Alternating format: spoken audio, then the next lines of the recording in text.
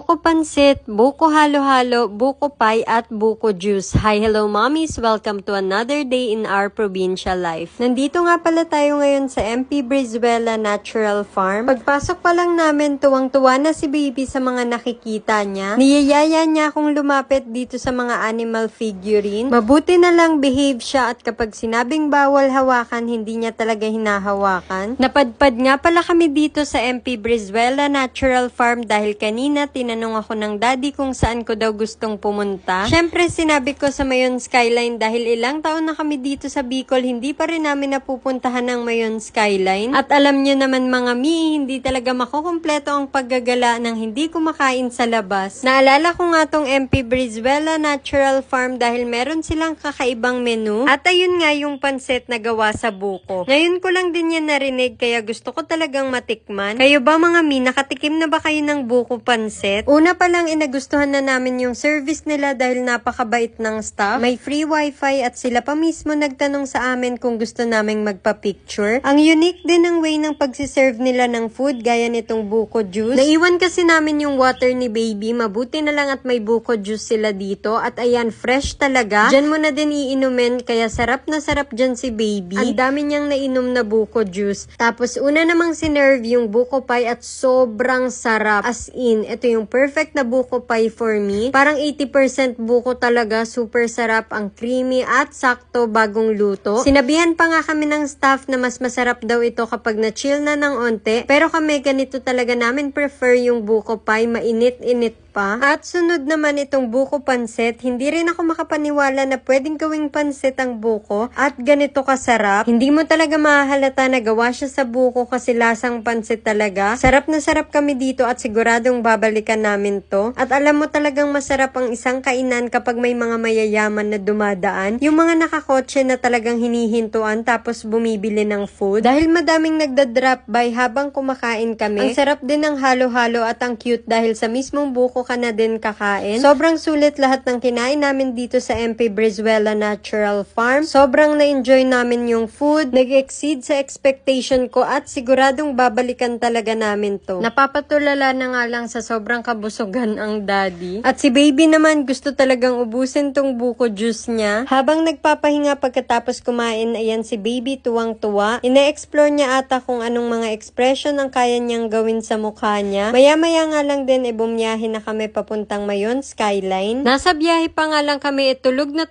ang baby. Hanggang sa nakarating na nga kami dito sa Mayon Skyline, hindi ko talaga nagising si baby. Nako mga Milo, ba't naman itong batang iginagala namin? Pero di bale ang ganda ng view at ang lamig dito. Ang lakas ng hangin at wala ding entrance fee. At may mga tables or cottages na din. Maganda tong puntahan kapag magpipiknik kayo or magse-celebrate ng birthday. Hindi nyo na kailangan gumastos sa venue. Tapos ang lamig-lamig pa. May playground din pala kaya kid-friendly talaga. Pinag-uusapan na din pala namin ng daddy yung plans for the whole year. Madami kasing dapat ma-accomplish ngayong 2025 pero minsan parang kulang na kulang talaga yung oras para sa lahat ng kailangang gawin. O siya mga mi, uwi na din kami. See you on our next Provincial Life Update.